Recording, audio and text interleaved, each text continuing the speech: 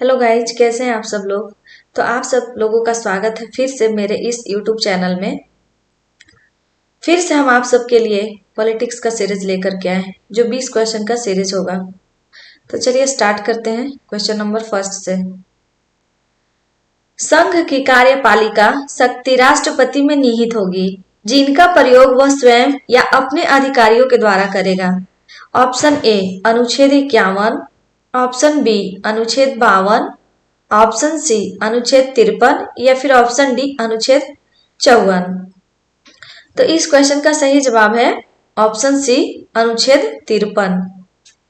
मतलब संघ की कार्यपालिका शक्ति राष्ट्रपति में निहित होगी, जिनका प्रयोग वह स्वयं या अपने अधिकारियों के द्वारा करेगा। ये अनुच्छेद 53 के द्वारा होता है। चलिए क्वेश्चन नंबर सेकंड पे चलते हैं। भारत के संविधान के किस अनुच्छेद के अंतर्गत भारत के राष्ट्रपति पर महाभियोग चलाया जा सकता है। तो भारत के राष्ट्रपति पर महाभियोग अनुच्छेद 51 के तहत चलाया जा सकता है। इस क्वेश्चन का राइट आंसर है ऑप्शन ए अनुच्छेद 51। क्वेश्चन नंबर 3 पे चलते हैं। क्वेश्चन नंबर 3 में है, संविधान के किस अनुच्छेद में उपराष्ट्रपति पद का प्रावधान किया गया है। ऑप्शन ए अनुच्छेद 52, सी बी अनुच्छेद 53, सी अनुच्छेद 63 या फिर ऑप्शन डी अनुच्छेद 76।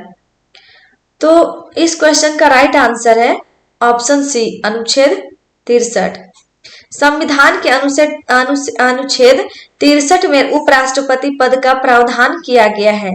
इस टाइप से क्वेश्चंस एग्जाम में बहुत बनते हैं कि राष्ट्रपति पद का प्रावधान किस अनुच्छेद में किया गया है, उपराष्ट्रपति का प्रावधान किस पद में किया गया है, किस अनुच्छेद में, महाभियोग किस अनुच्छेद में चलाया गया। इस टाइप से क्वेश्चंस बहुत बनते हैं। और यह भी पूछा जाता है कि राज्य के नीति निर्देशक तत्व का उल्लेख किस अनुच्छेद में किया गया है। इस टाइप से क्वेश्चंस बहुत सारे एग्जाम में बनते हैं।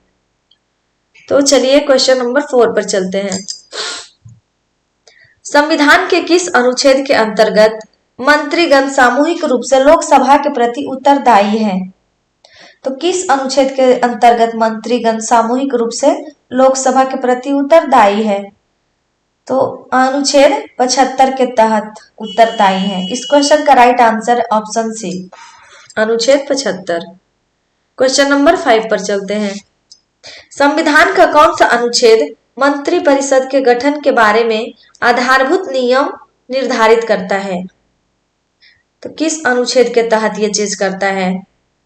तो अनुच्छेद 75 के तहत करता है। ऑप्शन सी इस क्वेश्चन का राइट आंसर है। क्वेश्चन नंबर 6, भारत के महान्यायवादी की नियुक्ति से संबंधित अनुच्छेद कौन सा है। तो महान्यायवादी की नियुक्ति से संबंधित अनुच्छेद आपका अनुच्छेद 76 है। इस क्वेश्चन का राइट आंसर ऑप्शन सी है अनुच्छेद 76। नेक्स्ट क्वेश्चन पे चलते हैं। क्वेश्चन नंबर 7 पर, कौन सा अनुच्छेद संसद के 2 अधिवेशनों के बीच 6 माह के अंतराल की अनिवार्यता का उल्लेख करता है। तो अनुच्छेद 85 के तहत यह करता है, उल्लेख करता है। ऑप्शन डी इस क्वेश्चन का राइट आंसर है। क्वेश्चन नंबर 8 पर चलते हैं। राष्ट्रपति संविधान के किस अनुच्छेद के अंतर्गत लोकसभा को भंग कर सकता है। तो लोकसभा को भंग किया जा सकता है अनुच्छेद 85 के तहत। ऑप्शन ए राइट आंसर है इस क्वेश्चन का। क्वेश्चन नंबर 9 पर चलते हैं। क्वेश्चन नंबर 9 में है, संविधान के किस अनुच्छेद द्वारा संसद की संयुक्त बैठक का प्रावधान किया गया है। तो ये अनुच्छेद 108 के द्वारा संयुक्त बैठक की प्रावधान किया गया है। Option B. क्वेश्चन नंबर 10 पर चलते हैं। क्वेश्चन नंबर 10 में है, लोकसभा एवं राज्यसभा के संयुक्त अधिवेशन के विषय में प्रावधान संविधान के किस अनुच्छेद में किया गया है। तो ये अनुच्छेद 108 में किया गया है आपका, लोकसभा एवं राज्यसभा के संयुक्त अधिवेशन के विषय में प्रावधान।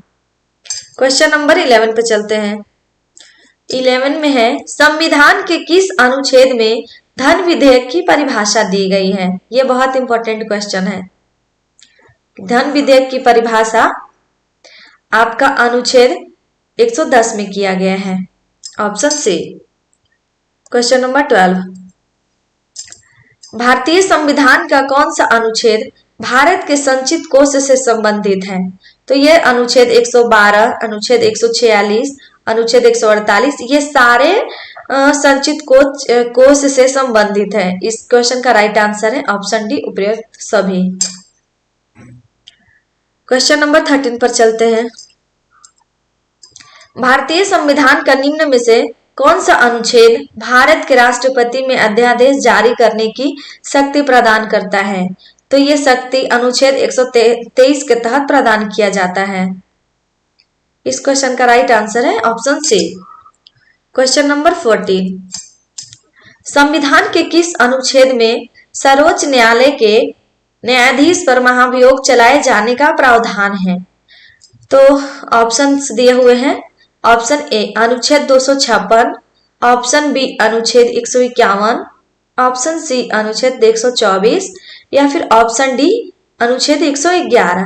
किस अनुच्छेद के तहत न्यायाधीश पर महाभियोग चलाए जाने का प्रावधान है?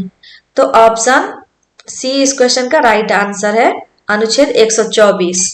इसके तहत महाभियोग चलाए जाने का प्रावधान है। क्वेश्चन नंबर 15 पर चलते हैं। राष्ट्रपति सर्वोच्च न्यायालय से संविधान के किस अनुच्छेद के अंतर्गत परामर्श ले सकता है?